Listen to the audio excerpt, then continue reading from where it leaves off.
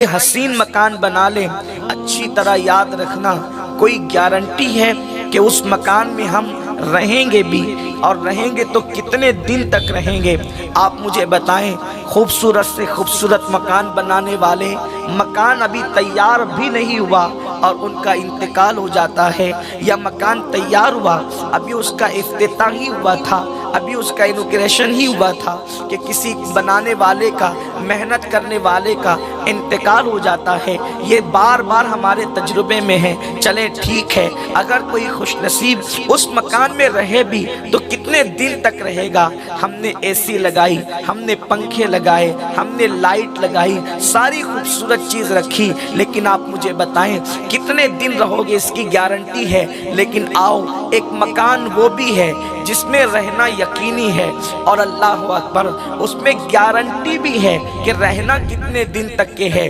ان مکانات میں رہنے کی کوئی گارنٹی نہیں ہے، لیکن وہ مکان جس کو قبر کہتے ہیں، اس میں قیامت تک مجھے بھی رہنا ہے اور آپ کو بھی رہنا ہے۔ جس مکان کے اندر رہنا کتنے دن ہے اس کی کوئی گنجائش اور گارنٹی نہیں ہے، اس مکان کے لیے کتنا اہتمام کیا، لیکن جس مکان کے اندر قیامت تک سونا ہے، جس مکان میں قیامت تک رہنا ہے، اس مکان کو خوبصورت بنانے کے لیے، اس کی تزئین کاری کے لیے، اس میں ٹھنڈک کے لیے، اس میں ہواؤں کے لیے، اس میں فضاؤں کے لیے، اس میں نرم بستروں کے لیے ہم نے کیا انتظام کیا ہے؟ میرے پیارے آقا صلی اللہ علیہ وسلم کے پیارے دیوانوں، مکانات کے گدے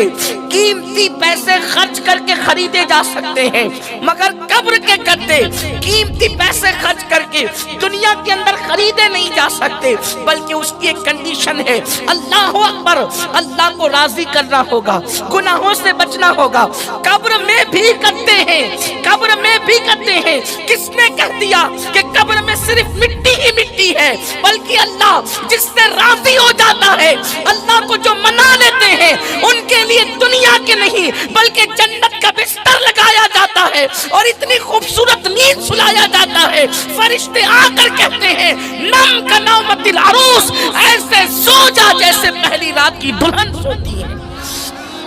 قبر کی نیند کوئی آسان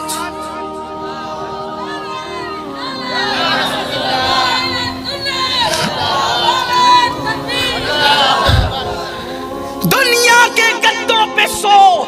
تو دیر تک سونے والے کی کمر درد کرنے لگتی ہے، مگر قبر میں جو جنت کا بستر ہے، اگر اس پر کسی خوش نصیب کو سلا دیا جائے، اگر اس پر کسی خوش نصیب کو سلا دیا جائے تو خدا کی عزت کی قسم، جب وہ سوئے گا اور قیامت کے دن اٹھے گا تو اس کو ایسا لگے گا جیسے میں رات کو سویا تھا اور صبح کو میں بیدار ہو گیا۔ سبحان اللہ۔ یہ ہے جنت کے بستر کی برکت۔ لیکن دنیا میں ہم نے گدے تو لگائے، قبر کے لیے کیا انتظام کیا، قبر کے لیے کیا تیاری کی؟ میرے پیارے آقا علیہ السلام کے پیارے دیوانوں، جب ہم قبرستان جاتے ہیں تو کبھی قبرستان میں ہماری نظر پڑتی ہے، ایسا لگتا ہے کتنا سکون ہے، کتنا سناٹا ہے، کتنے اطمینان سے سب سو رہے ہیں، لیکن یاد رکھیں اپنے پاس وہ نگاہ نہیں، اپنے پاس وہ نظر نہیں، اپنے پاس وہ آنکھیں نہیں کہ اللہ اللہ، اوپر کی مٹی تو پرسکون نظر آتی ہے، لیکن اندر یہ بھی ہے، اسی 2 گز زمین میں کسی کی قبر اتنی بڑی کر دی گئی ہے کہ مشرق سے لے کر مغرب تک کا فاصلہ ہو گیا ہے، تا حد نگاہ قبر کشادہ ہو گئی ہے۔ کبھی کسی کی قبر ایسی بھی ہوتی ہے کہ وہ جنت کے باغوں میں سے باغ بن گئی ہے، لیکن اللہ اکبر، اسی پرسکون قبریں جو اوپر سے پرسکون نظر آتی ہے، انہی قبروں کے اندر کسی کی قبر